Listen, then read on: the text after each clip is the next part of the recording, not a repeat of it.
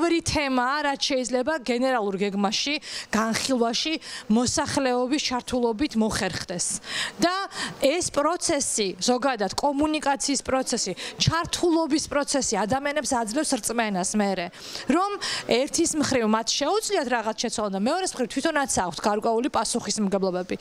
ნარჩენებზე როცა ხალხს ველაპარაკებოდით გუშინ, თავადაც აწუხებდათ ის ნარჩენი და გვეუბნებოდნენ, რომ მეც დავდებ ფულს, მაგრამ როცა ვხედავ, რომ ამხელა ბიზნესები მუშაობს, მან გაიღოს მეტი და რაღაცა კანონები ბოლოს შევქმენით, ამ ასოცირებამ რაღაცა დაახლოებამ ევროკავშირთან წყლის აუზების კანონი მიგვაღებია, ტყის რესურსების კანონი მიგვაღებინა, ესა ბიზნესის გაფართოების, თქვა პასუხისმგებლობის გაფართოების კანონი მიგვაღებინა. იმდენი ინსტრუმენტი გვაქვს, რითაც შეგვიძლია რომ ადამიანებს რწმენა ჩამუნერგოთ, რომ შენ პასუხისმგებელიც ხარ, მაგრამ მონაწილეობა შეგიძლია და ცვლილება შეგიძლია, რომ შენ უკეთესად იყო.